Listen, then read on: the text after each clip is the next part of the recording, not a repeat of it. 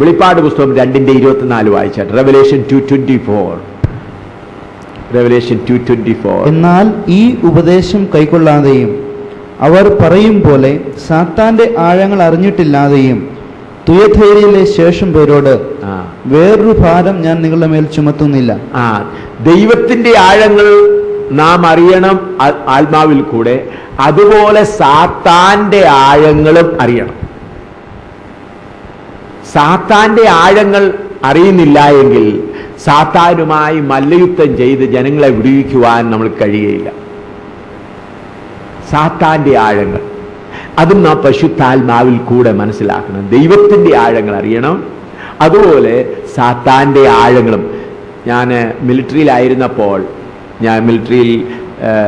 ജോലിയിലായിരുന്നപ്പോൾ ഞങ്ങൾക്ക് എപ്പോഴും പാകിസ്ഥാൻ്റെയും ചൈനയുടെയും ശക്തി എത്രമാത്രമാണ്, അവരുടെ കയ്യിലുള്ളതായ ആയുധങ്ങൾ എന്തുമാത്രമാണ്, ഞങ്ങൾക്ക് എപ്പോഴും തുടരെ ഞങ്ങൾ കോൺഫറൻസിൽ കൂടെ ഞങ്ങളെ പഠിപ്പിക്കുമായിരുന്നു.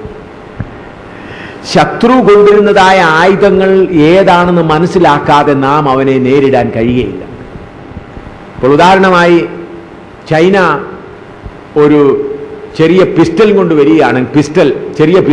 വരികയാണെങ്കിൽ ഇവിടുന്ന് ഇന്ത്യയിൽ നിന്ന് വലിയൊരു തോക്ക് വലിയൊരു പീരങ്കി കൊണ്ട് പോയാൽ ഒന്നും ചെയ്യുകയില്ല.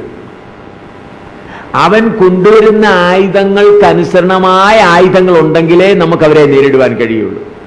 അപ്പോൾ ഞങ്ങൾക്ക് എപ്പോഴും തുടരെ കോൺഫറൻസ് നടത്തി, ഓഫീസേഴ്സിന് കോൺഫറൻസ് നടത്തി, ചൈനയുടെയും പാകിസ്ഥാന്റെയും കൈവശമുള്ള ആയുധങ്ങൾ എന്താണ്, അവരുടെ ശക്തി എന്താണെന്ന് വീണ്ടും കോൺഫറൻസ് നടത്തി പഠിപ്പിക്കുമായിരുന്നു.